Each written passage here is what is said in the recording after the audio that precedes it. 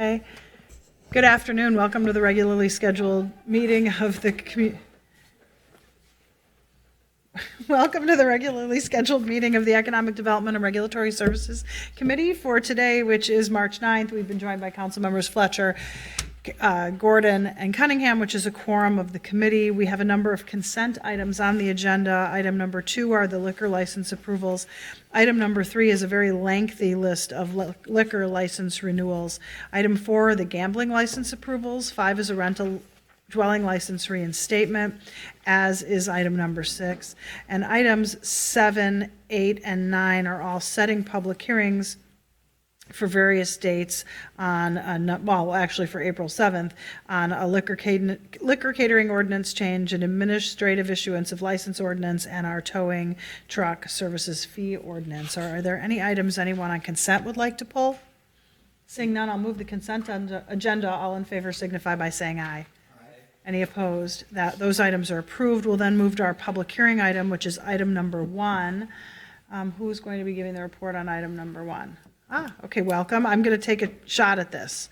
Is the restaurant called Gukaku? Ukaku. Gyukaku, yes. Sorry, I tried. Welcome. Thank you, Madam Chair, committee members. My name is Mohammed Ismail. I'm a lead licensed inspector assigned to Faith Precinct. I'm presenting today an application from KCL Dafa Inc., doing business as Gyukaku, located at 3025 Linden Avenue South in Ward 8. They're requesting a new on-sale liquor with Sunday sales with no live entertainment. The business has indoor seating for 105, and there is no outdoor patio. The proposed hours are Monday through Thursday, 11 a.m. and to midnight, and Friday, Saturday, 11:30 a.m. to 1 a.m., Sunday, 12 p.m. to 10 p.m. Notices were sent to residents, property owners within 600 feet of the premises. Notices were also sent to Lynn Lake Neighborhood Association, Lynn Lake Business Association, and Council Vice President Andrew Jenkins. We have received one response which supports the new license. Licenses and Consumer Services Division recommends approval of an on-sale liquor with Sunday sales with no live entertainment. Thank you. Are there any questions for Mr. Ismail on item number 1? Seeing none, thank you for your report. We'll open up the public hearing on item number 1, which is an application for on-sale Sunday liquor for Gyukaku. Is there anyone here to speak to this issue? Why don't you come on up and tell us what you're going to do? Hi, my name is George. I'm going to be open the restaurant called Gyukaku. So it's franchise restaurant. So we bought a franchise property for Minneapolis. So we can open the Gyukaku restaurant. It's like a Japanese tapas. So it's like little small plates. So customer order from the menu. So we bring from the kitchen, bring to table, then tell customer take about 1 minute or 2 minutes sear, so it's cooking on the grill. So take about 1 or 2 minutes sear, then you can start eating. Mm-hmm. It's really quick and nice and fresh, and also very healthy food. Yeah, and also serve like majority like 80% to 85% food, and 20 to 25% alcohol business. So we have like a bar, and also like overflowing bar in the basement too, in case we're busy, so customer can go down there. They can sit there, wait for the tables. So we have bar in the downstairs too, and we have bar in the upstairs too. So there's 2 bars, like small bar and the 1 big bar in the downstairs, and a small bar in the upstairs. Yeah, so we have total 20 tables, so about 80 seats plus the bar seats, so about 100 people. Yeah. Well, terrific. Thank you for coming. Thank you. Here today. Good luck to you. Thank you so much. Is there anyone else here to speak to this issue? Anyone? Anyone? Seeing none, we'll close the public hearing. Councilmember Fletcher. Thank you, Chair Goodman. I'll move approval of this item. Item number 1 has been moved. Further comments or questions? Seeing none, all in favor signify by saying aye. Any opposed? That item is approved. Good luck to you. Then we'll move on to our remaining discussion item, which is item number 10. Mr. Frank, welcome. Madam Chair, committee members, I nominate this presentation and recommendation for the one that I have been hoping I would get a chance to make to you while I work for the city of Minneapolis and not sure that I would get to. And we are here today to recommend your approval of an set of actions which would allow us to proceed with the last piece of site assembly for reopening Nicollet Avenue at Lake Street. So I made just a short list of acknowledgements. At least it started out as a short list. So bear with me for a minute or two, because a lot of people share responsibility for allowing us to get to this day. Mayor Fry and former mayors Hodges and Ryback and their staffs, Council President Bender, and Reopen Nicollet Committee council members Goodman and Reich and Warsami and Kano, and former council members, and this is probably not a complete list, Lilligren and Glidden and Tuthill and Colvin Roy and their staffs. Current city staff who have had a lead role on this include our city coordinator and CFO, Mark Ruff, Robin Hutchison, thank you for being here, our director of public works, and from her team, Jenny Hager and Nathan Koster, our fantastic communications team, including Greta Bergstrom, Sarah McKenzie, Casper Hill, and John Lewis, and a very, very special thanks to our own Rebecca Perel and Nikki Newman from the city attorney's office. Many people have wanted this day and the days to come to happen for a long, long time. Some would say almost since the decision was made, some 40 years ago. The modern history, and I will keep this brief, is that at then Councilmember Lilligren's direction, we formed a task force in 2011. And I should mention here that one of the members of that task force used to like to say to me, David, tick-tock, get it done. Right? That was in 2011. So sorry about that. The city council and mayor decided to purchase the parcel next door to the Kmart under the grocery store in 2015. The council and mayor authorized exercising an option in 2017 for the land where the Kmart store is. Sears Holdings had a bankruptcy in 2018, and then Transform Operating Stores, which is the entity that we are recommending entering into this agreement with, gained control of the 2 leases on the property in 2019. And all throughout that, this is from the Midtown Minneapolis plan of 2005, there has been support in adopted city policy to reopen this street. And of course, when we did the 2040 plan, we imagined dense development on this site. We began talking in earnest to first Kmart and then Sears Holdings and then Transform Operating Stores, the tenant, all throughout. We have kept an open line of communication in the hopes that the day would come that the city's interests and the tenant's interests would be aligned, and we could enter into an agreement we could recommend to the city council and mayor to terminate the lease, which, as you may well know, goes through 2053 with options. That's a long, long time from now. As our former city attorney, Susan Siegel, used to like to say, we're in the business of being here 100 years from now, but it was not at all certain when the council decided to spend $8 million a few years ago that we would be standing here before you today recommending completing the site assembly. It could have been many more years. We're here today, as I said, to recommend the deal that we have struck. So by the lease termination date, which must be on or before June 30 of this year, Transform, the tenant, will provide us with clean, unencumbered, marketable title and pay all real estate taxes and special assessments that have accrued on or before the termination date, and surrender and deliver possession to the city in the current as-is condition of the property. And by that termination date, again, no later than June 30, we will pay Transform $9.1 million. We will suspend their monthly rent payments as of the date we sign the agreement, should you authorize it, until the earlier of the termination date or June 30. And we will pay all real estate taxes and special assessments which accrue after the termination date. We will also assume the risk of casualty, meaning damage to the building, between the date of the termination agreement, when we sign it shortly, and the termination date. Just a couple of recaps on the money here. The appraisal from 2015, when we exercised the option and paid $8 million for the fee interest, was $13 million. That's $42 a square foot. And in the 4 years between then and 2019, the appraisers say that the value increased to $65 per square foot, or $20 million for the property.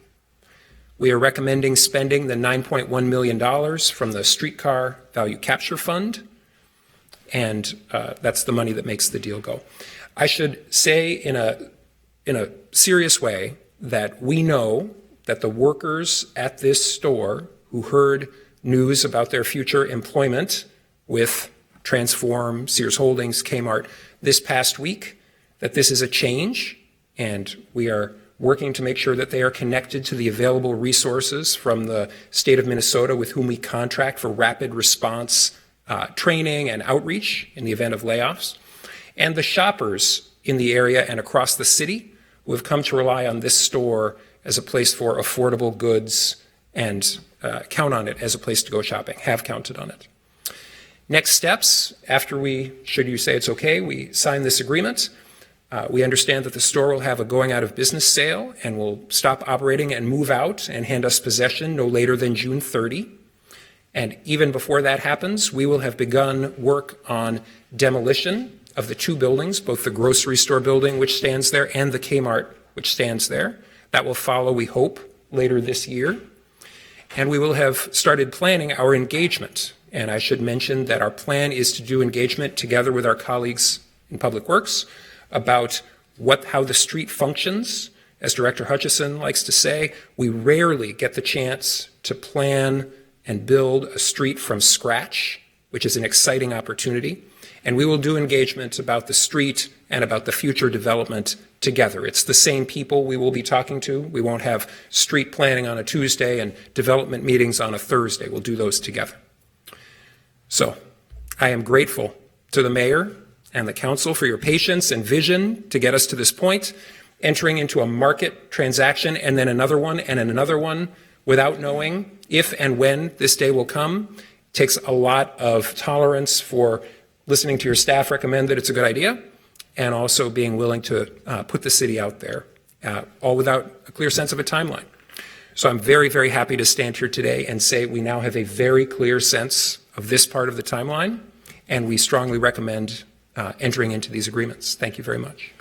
Thank you. Thank you, Mr. Frank. I have a couple of questions that have just arose as a result of the media attention already on it, so maybe it's trying to clear up questions more than anything else.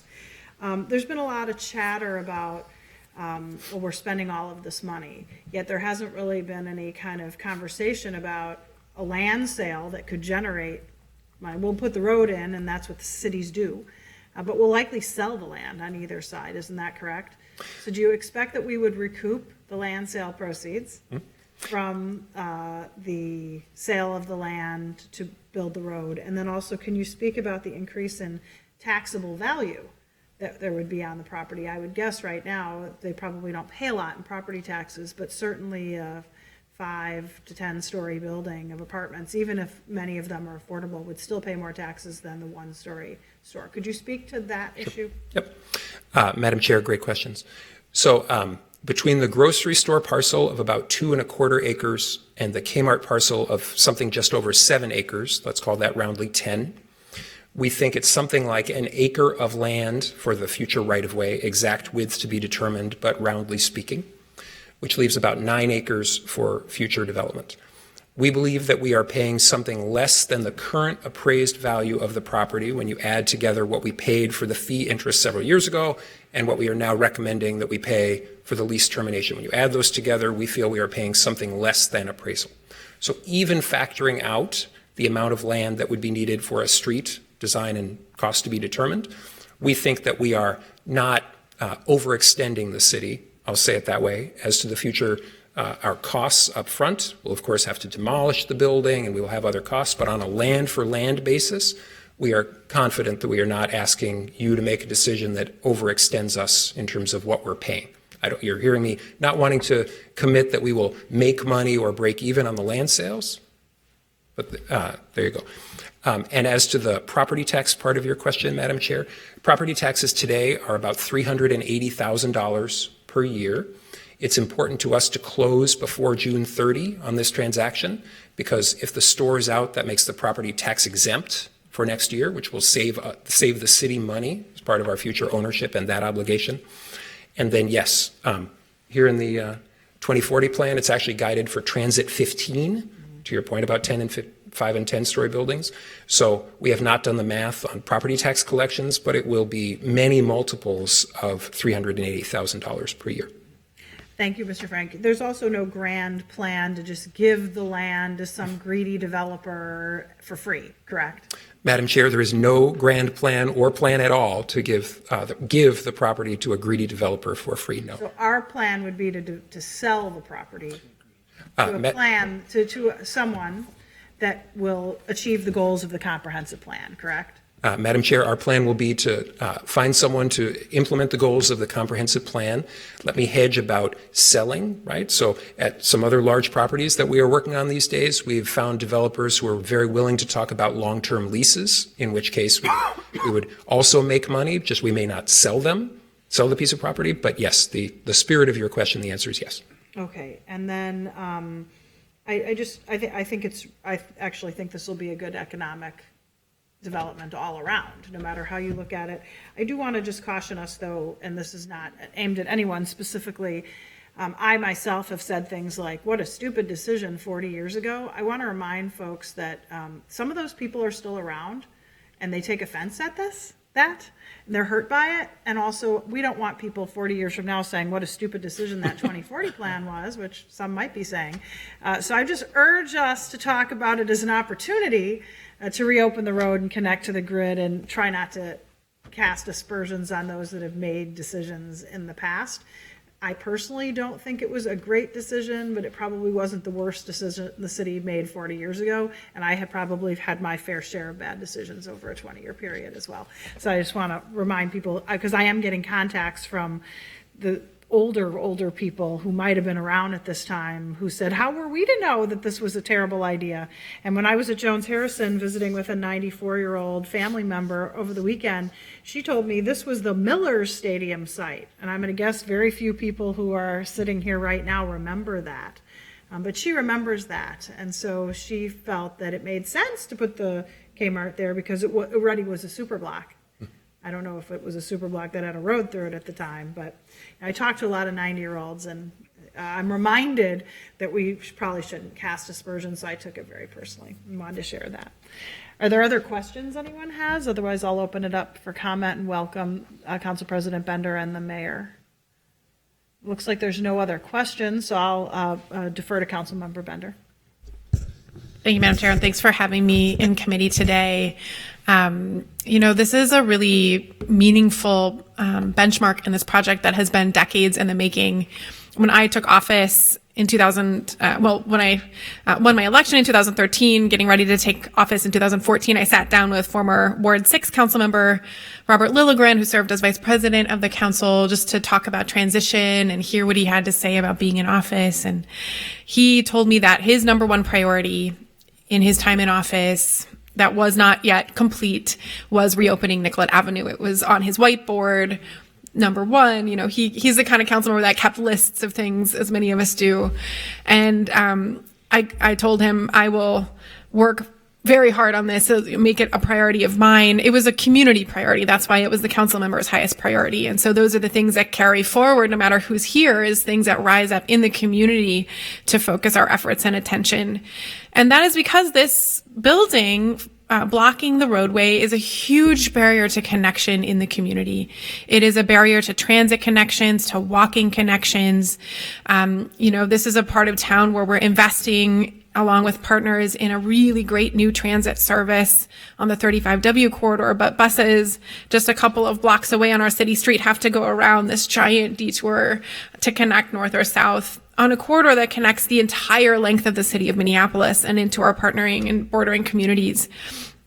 And so this is a really big deal. And for us to be able last term in 2015 to purchase the grocery store site, and then in 2017 to be able to purchase the land under Kmart, and then to be able to be in the position to be ready to go to say yes to an offer from the owners of the lease that was ready to go till 2053 is really extraordinary.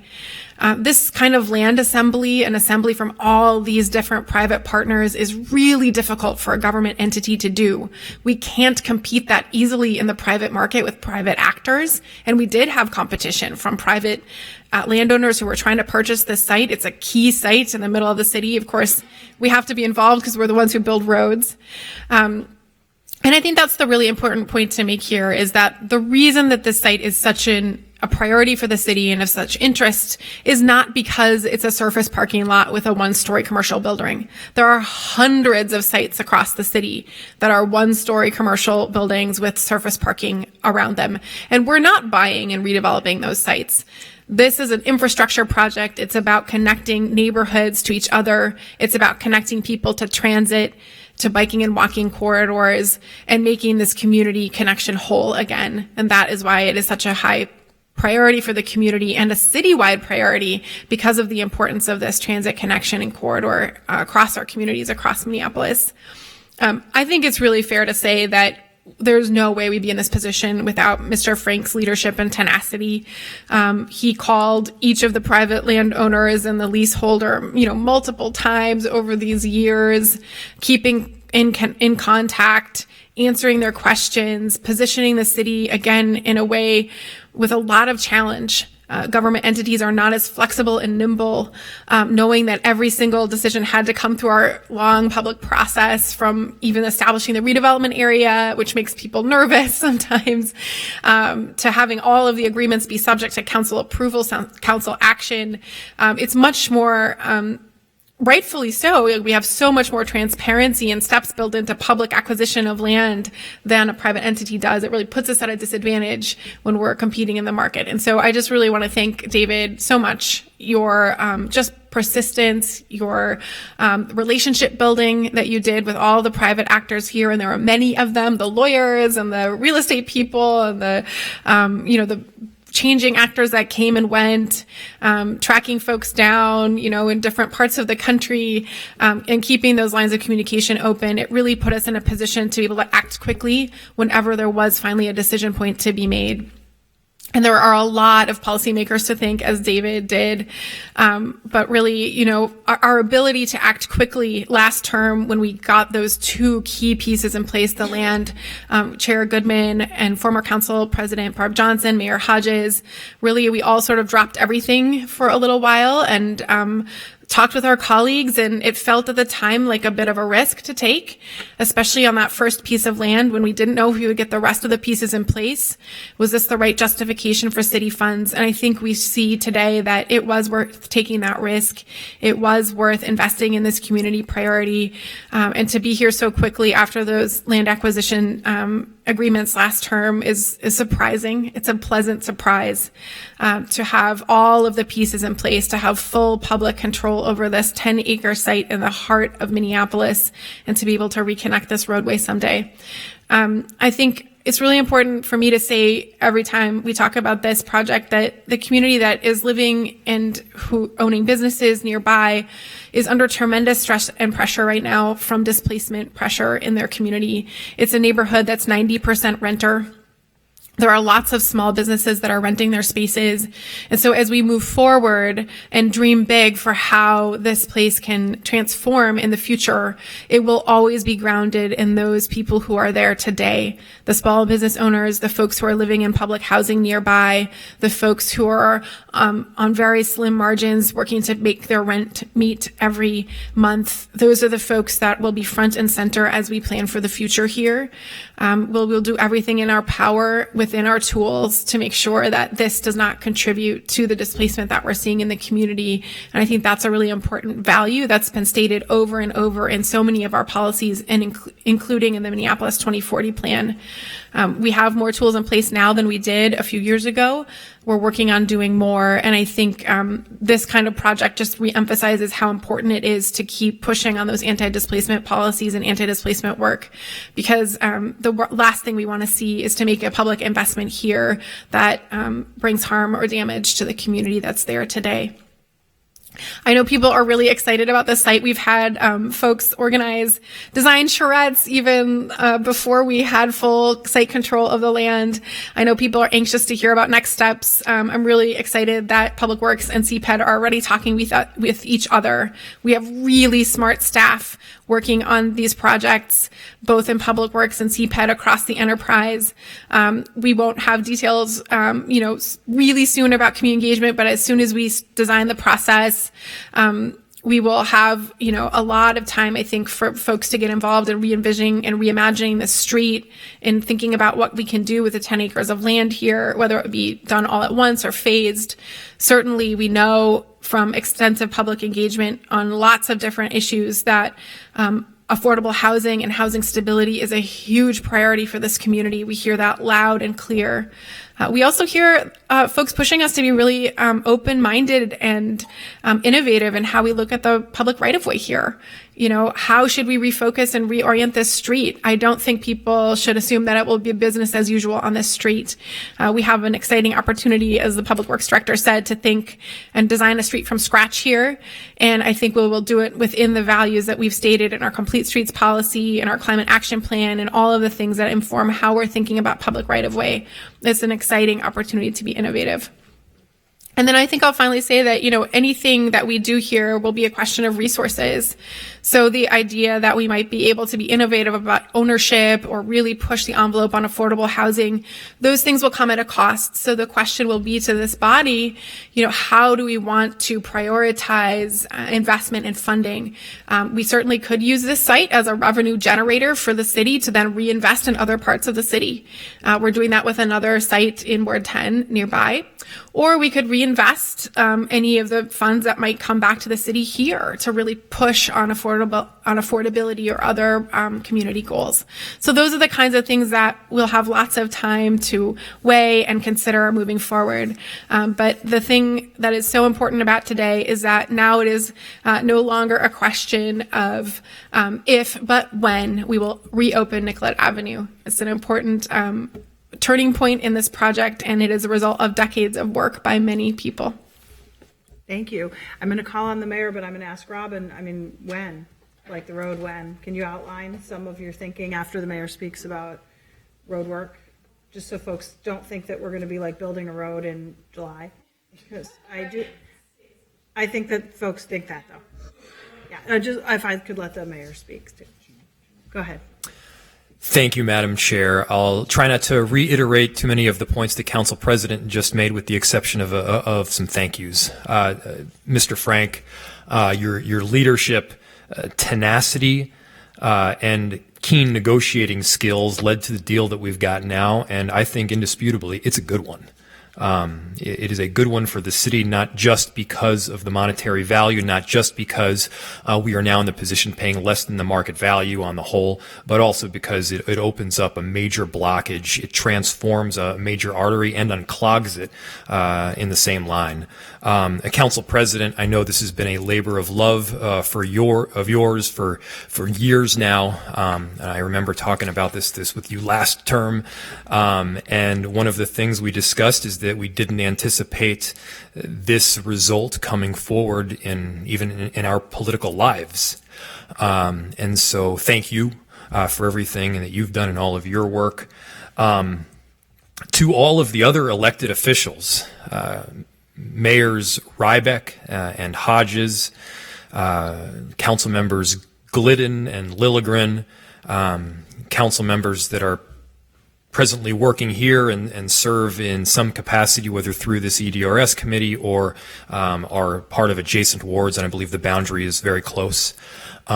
This was a lot of people working together cumulatively to get to this point, and this is a momentous occasion for this city. Reopening Nicollet has been a top priority since 1998. When city leadership first convened a task force on this matter, since 1998. And Councilmember Goodman made a really good point, which is that, yes, I happen to think that this is one of the worst urban planning decisions, but we've all made decisions based on the information and facts before us at the time. And I believe Art Naftalin was the mayor at the time. And we don't know the different dynamics that were at play. We don't know how hard they were trying to recruit retail. We don't know what kind of economic generation they were hoping to see along or in the middle of that corridor at the time. And so I think it's a good step now, and I won't argue whether it was a good step then, but we're I think this particular corridor could be something special. And it was really called to my attention as I had my parents in town this weekend, and I had been bragging about it to them and talking about what a wonderful thing it was for the city. And we took a drive down Nicollet, and you pass by all of these small and locally owned businesses. You pass by a ton of minority-owned businesses that are, in many cases, thriving. You pass by this wonderful street life activity, and then maybe about a block and a half before you get to the backside of the Kmart, all of that activity and all of that economic vibrancy stops for three blocks or so. It stops until it then picks back up a block or two after Nicollet. A block or two after the Kmart site. And that gives you an idea of if we do this well, if we put our engagement and efforts into something really exceptional, what this can ultimately become. So I just wanted to come here and say thank you for all of the work. It's been a privilege to work on this, and I'm both thrilled and blown away that we were able to get it accomplished at this present time. Thank you. Ms. Hutchinson. Maybe the reality check. Thank you, Madam Chair, members of the committee, for the opportunity to provide a little bit more detail. Unfortunately, it will be a reality check. While I cannot give you the date you will be standing there cutting the ribbon on this street, I can give you an idea of the first few steps. It begins with a collaborative approach to a community design process with heavy input, and that should begin by the end of 2020. That's working together with CPED, who will lead that, or we'll do it together. Good design takes a lot of community input, and that will be 2020, 2021. Real design takes even more time after that to get through 30 and 60 and 90% design, which also includes placement of underground utilities and all the things that we'll need to consider from Public Works to serve whatever development is there. So that's a window into the first few steps for 2020 and 2021, which will get us a ways through the very community-oriented design process and then into a 30, 60, 90 design process after that. So there's no bridge there, right, at Nicollet, or is there an old bridge there? Madam Chair, there is an existing bridge now. It is in need of repair. It is currently closed. It has no function at the present time. We have the bridge condition. It does need another pass at the technical civil engineering work to understand exactly what improvements need to be made, and teams working on that right now. Is it, thank you, is it possible that people could walk over it or bike over it, so that would be available immediately? Madam Chair, we are not sure yet, and those are the questions that we'll be trying to uncover with a more detailed approach to the technical evaluation of the bridge. Thank you. Thank you. Any further comments or questions? Councilmember Fletcher. Thank you, Chair Goodman. I'm excited to see that design process, and I want to extend my congratulations to Council President Bender and the mayor and everybody who's been involved, and to Director Frank. This is big, and it's a real opportunity. Looking back at the way they wrote about this in 1976 is fascinating, and one of the things that everybody was very concerned about was that blocking traffic from getting to Nicollet further north was going to impede business development and cause problems for the businesses on Nicollet north of the site. And interestingly, depending on when you measured that, I think if you were to measure it today, you would say, oh my gosh, it had the opposite effect. Eat Street's vibrant, and there's this really interesting thing going on, and we actually want to think about how the effect of throttling traffic a little bit had maybe some positive effects for those businesses to make it feel a little more human scale and a little more walkable. But certainly if you measured in 1995, 20 years after they wrote that op-ed, you would have said, oh yeah, that happened, because there really wasn't much happening there yet. And I remember when Eat Street was a aspirational idea that didn't seem to attach to that many businesses yet. And it's become something very real. So I think it's a very interesting urban experiment for us to get our heads around about where do we find causality? Where do we find things that just sort of happened that may or may not be related to each other? But I think it's worth us digging in and getting clear about what about the street on either side of the Kmart site makes those businesses work, makes those sites good. How do we make sure we design something that that doesn't either induce a lot more traffic or really change patterns in a way that diminishes some very positive things that are happening on other parts of it. So I think there's real opportunity here, but it is nice to see the opportunity. I know I can remember talking about this going back to that 1995 period where you just think, gosh, this is really something that'd be great to see change. So congratulations to everybody who's gotten us this opportunity. Anyone else?